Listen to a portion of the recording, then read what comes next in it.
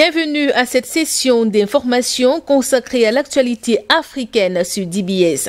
Centrafrique, en tête de cette édition, les autorités de Bangui viennent de signer un pacte de réconciliation avec les acteurs du nord-est du pays, notamment les chefs de clan, les sultans, les préfets, pour les zones de Ndélé, Birao, Bria, qui sont toujours en proie à des troubles réguliers. En première ligne de cet accord, les communautés de la région du nord-est se sont engagées à enterrer définitivement la hache de guerre, à privilégier le dialogue et la voie judiciaire comme mode de règlement de leurs différends. Présents lors des discussions, les représentants des groupes armés ont renouvelé leur engagement à respecter l'accord de paix signé en février 2019, lequel fait l'objet régulièrement de violations. Pour sa part, le président Faustin-Archange Touadéra a insisté sur le respect des engagements pris, insistant sur le caractère sacré de l'alliance scellée entre les différentes parties prenantes. Depuis le conflit de 2013, plusieurs traités ont été signés avec les groupes rebelles pour le retour de la paix dans les localités en proie aux violences, mais très peu ont été respectés. Cette fois, les acteurs assurent que ce sera différent. À noter que la signature de ce pacte de réconciliation intervient en pleine préparation des élections présidentielles et législatives du 21 décembre 2020. La date butoir pour le dépôt de candidature pour la magistrature suprême était fixée au lundi 9 novembre. Parmi les postulants figurent le président sortant Faustin-Archange Touadéra en quête d'un second mandat et l'ex-président François Bozizé. En République démocratique du Congo, le président Félix Tshisekedi poursuit les consultations entamées la semaine dernière en vue de requalifier la nouvelle majorité et une nouvelle action gouvernementale. Lundi, il a reçu le prix Nobel de la paix 2018 et les évêques congolais. Denis Mukwege a insisté sur le fait que le chef de l'État devait rompre avec tous ceux qui avaient commis des crimes et les faire juger. Il a plaidé une nouvelle fois pour la mise en place d'un tribunal international pour le Congo afin de lutter contre l'impunité et les crimes de guerre commis dans l'est du pays depuis plus de 25 ans. La conférence épiscopale La Senko, également consultée, a demandé au chef de l'État de bien analyser l'accord de la coalition et de voir s'il était possible de faire une révolution en interne et de veiller à la fois au respect de l'intérêt du peuple et de la Constitution. Par ailleurs, la fronde se poursuit entre son camp et celui de son prédécesseur Joseph Kabila. En marge de ces consultations, la coalition de l'ex-président s'est réunie à Kinshasa. Le FCC se dit disposé à poursuivre le dialogue et l'accord de partage du pouvoir, mais uniquement à certaines conditions. La famille politique de Joseph Kabila a rejeté en bloc les allégations lui faisant porter la responsabilité d'un blocage supposé du pays. En ce qui concerne ces consultations, le FCC a dit rester ouvert au dialogue avec le chef de l'État, mais plutôt dans le cadre des structures et mécanismes prévus par l'accord de coalition. Quant à la menace répétée par l'entourage présidentiel d'une dissolution de l'Assemblée nationale, le FCC a rappelé au président que cette mesure ne peut être le fruit de sa seule initiative.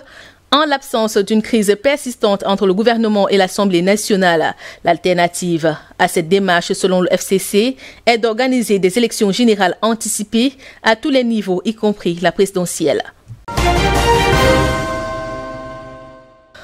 Au Mali, le futur Conseil national de transition se précise mardi. Un décret signé du président intérimaire Bandao sur la désignation de ses membres a été rendu public. La répartition des postes au sein de ce conseil et sur la future désignation de ses membres a été dévoilée. 22 membres du conseil seront des représentants des forces de défense et de sécurité. Loin derrière 8 places échoient au M5 RFP, la coalition qui avait mené la contestation populaire avant le coup d'État militaire qui a renversé le président Ibrahim Boubacar Keïta le 18 août dernier. Puis 5 à 11 postes reviennent aux autres partis politiques, organisations de la société civile, syndicats, mouvements signataires de l'accord de paix, chefs religieux traditionnels et autres forces vives du pays. À noter que la charte de transition prévoyait déjà que ce conseil de transition compterait 121 membres, qu'il jouerait le rôle de député en attendant l'organisation au terme de la transition d'élections législatives et présidentielles. C'est le vice-président de la transition, le colonel Assimi Goïta, qui arrêtera la liste des membres du conseil, laquelle fera ensuite l'objet d'un décret présidentiel. Pour l'heure, aucune date n'a été annoncée pour l'installation du Conseil national de transition. En Éthiopie, tension entre le gouvernement fédéral et le Tigré. L'Union africaine a réclamé mardi la fin des hostilités dans la région éthiopienne dissidente où les combats poussent des milliers d'habitants à fuir vers le Soudan. Le chef de la commission de l'Union africaine, Moussa Faki Mahamat, a dit suivre avec inquiétude l'escalade de la confrontation militaire dans cet état de la Corne de l'Afrique. Il a encouragé les parties à dialoguer pour trouver une solution pacifique dans l'intérêt du pays, proposant l'aide de l'organisation pour résoudre la crise. Prix Nobel de la paix 2019, le premier ministre éthiopien Abiy Ahmed a assuré que les opérations militaires déclenchées le 4 novembre contre les autorités du Tigré se déroulaient comme prévu et étaient sur le point d'aboutir. Le premier ministre éthiopien a rappelé que les opérations cesseront dès que la junte criminelle sera désarmée, une autorité légitime rétablie dans la région et les fugitifs arrêtés et traduits en justice, se référant ainsi aux dirigeants du TPLF.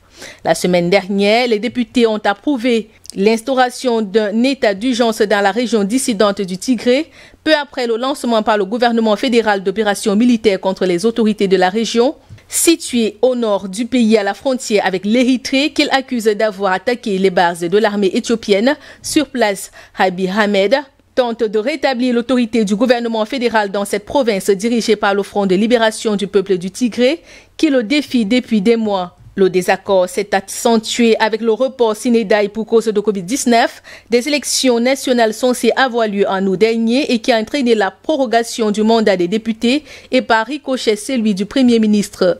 Le TPLF, parti au pouvoir au Tigré, s'était désolidarisé de cette décision, allant même jusqu'à organiser ses élections régionales en septembre. Depuis lors, les responsables politiques du Tigré ont clairement déclaré le gouvernement fédéral illégitime et ont indiqué qu'ils ne se sentaient plus concernés par ces décisions.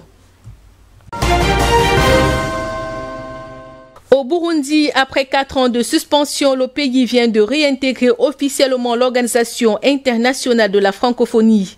L'élection d'un nouveau président de la République en mai dernier semble avoir encouragé l'OIF à revoir sa position. Le Burundi était sous le coup de sanctions entrées en vigueur en 2016, un an après le début d'une violente crise sociopolitique et humanitaire née de la volonté de l'ex-président Pierre Nkurunziza de briguer un 3e mandat. Cette crise avait fait jusqu'en 2017 plus d'1 millier de victimes et poussé plus de 400 000 Burundais à l'exil. L'organisation, qui déplorait une dégradation de la situation sécuritaire et politique au Burundi, a donc opté pour une réintégration de ce pays dans ses instances. Voilà qui fait l'essentiel de l'actualité en Afrique. Ne décrochez pas, l'information est en continu sur DBS.